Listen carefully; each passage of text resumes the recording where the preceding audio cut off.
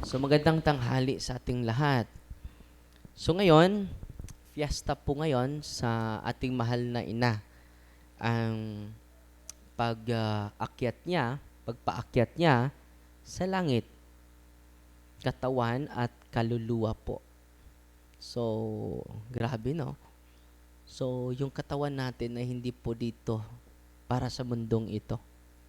Para po tayo sa kaharian ng Diyos. Wow. Huwag kayong matakot mamatay. No? Dahil hindi po para tayo sa mundo. Para tayo sa kaharian ng Diyos. So kung marami kang mga sakit ngayon, offer it to the Lord. Itong katawan ko ngayon, Lord, ma-decompose po ito. Ma-corrupted. Maabuh. Mapulbos. Pero you prepared a glorified body like Mama Mary. No? He assumed body and soul into heaven. At tatanungin tayo sa mga kapatid natin sa ibang pananampalataya, nandyan ba yan nakasulat sa Biblia, yung Assumption of Mary? Yung term assumption, wala. Pero yung idea nandun sa Biblia. So, yung literal na term, Assumption of Mary, wala yun. Pero yung idea, literal na assumption, wala. Pero, tingnan natin, ang unang pagbasa, di ba? Sabi ni San Juan, si San Juan po ito, apostol, nakita ko ang isa kamalaking sign dun sa langit. May isang babae. Saan niya nakita? Sa langit. Sino? Isang babae. Sino ba itong babaeng ito? Patuloy nating basahin dahil nandito lang yung sagot. Na nagbistig adlaw. Look at the Our Lady of Guadalupe. Sa likod niya ay ano yon? Ning adlaw. Og nagtunob sa bulan. Tinapakan niya yung buwan. At may korona siyang 12 bituin. Hapit na siya mo anak nga nagtiyabaw sa kasakit. Kinsa man ni siya? Og gianak sa babae ang usa ka batang lalaki. Sino ito? Si Maria. Hapit na manganak. Manganak siya batang lalaki nga maghari sa tanang kanasuran sa paagi nga hingpit kaayo. Sino po ito? Si Kristo. Sino po itong batang ito? Si Kristo. At nakita na ni San Juan ang babaeng ito na nandun sa langit.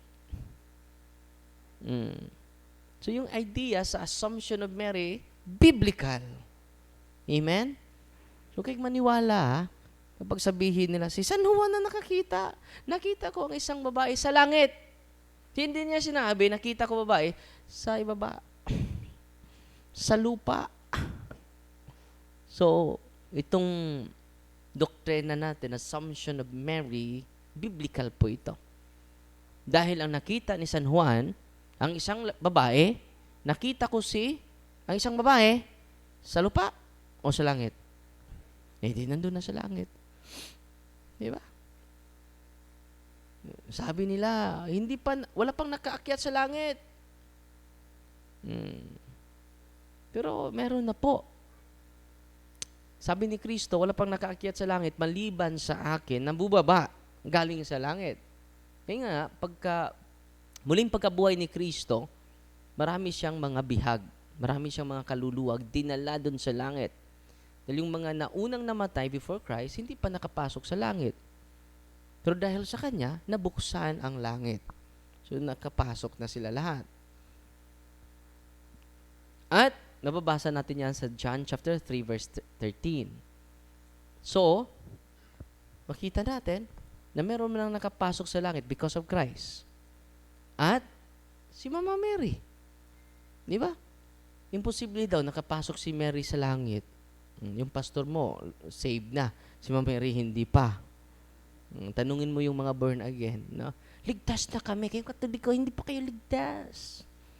Hindi nyo kasi tinanggap si Kristo as your personal Savior. Imposible yun. Yung pastor nila ligtas na. Si Mama Mary hindi. Di ba? Yung kawatan sa left side ni Kristo at sa right side ni Kristo, si Dimas ba yun? Si Istas. Si Istas. Sabi ni Istas, Lord, wag mo akong kalimutan kung maghari ka na. Anong sabi ni Kristo? Ngayong araw na ito, dadalhin kita. Saan? Sa paraiso. Dadalhin kita sa langit. Yung kawatan dinala sa langit. Imposible naman yung kanyang ina hindi niya dadalhin. Papayag ba kayo? Yung kawatan dinala nga eh. Lalong-lalo na yung ina niya. So very biblical po ito, logical and practical sense. Common sense.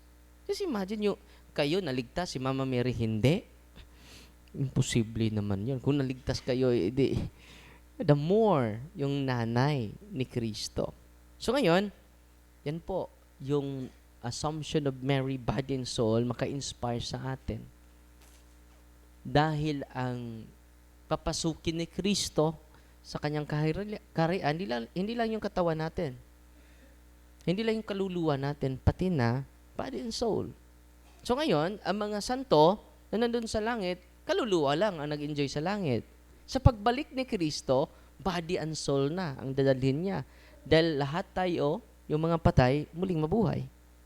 Huwag kayong malungkot kung namatay si tatay. Amen?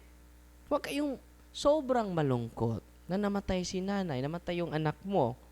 May pagkabuhay naman. Di ba?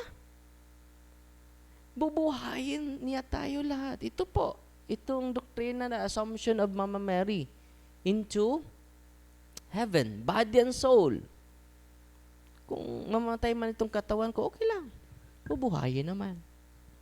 Very inspiring po itong solemnity of the Assumption of Our Lady of the Mother of God.